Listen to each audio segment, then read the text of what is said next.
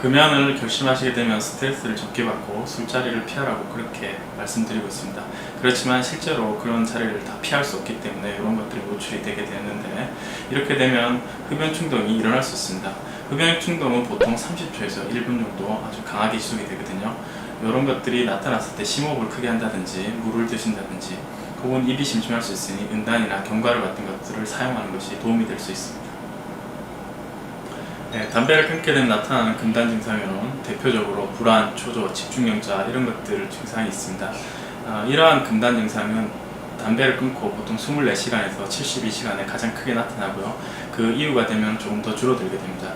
그래서 이 24시간에서 72시간 내에는 금연 보조제를 쓰거나 약물을 투여하는 것이 이런 금단 증상을 줄이는 데 도움이 될 수 있습니다. 금단 증상이라는 게 니코틴이 부족해서 생기는 현상들입니다.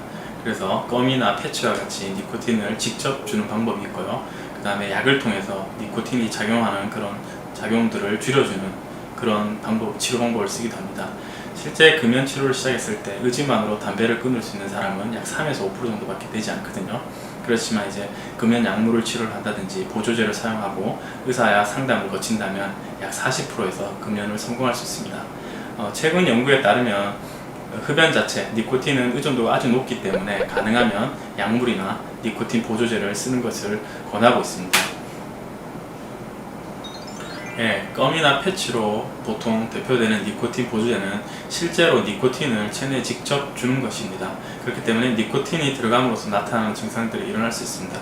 혈관이 수축이 된다든지 얼굴이 붉어진다든지 이런 증상들이 있을 수 있기 때문에 주의를 해야 됩니다. 특히 최근에 심근경색이나 뇌졸중과 같은 혈관 질환이 있었던 분들이 니코틴 보조제를 쓴다면 치명적인 부작용을 일으킬 수 있기 때문에 이러한 것들을 사용하지 말아야 됩니다. 또 니코틴 보조제를 쓰면서 담배를 피우게 되면 니코틴이 과다하게 체내에 들어가기 때문에 절대 니코틴 보조제를 쓸 때는 담배를 끊고 시작하시는 것이 좋습니다.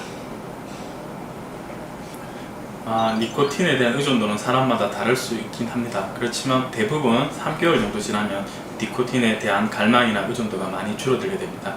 그래서 첫 3개월은 가능하면 보조제나 약물 치료를 받으시는 게 좋고요.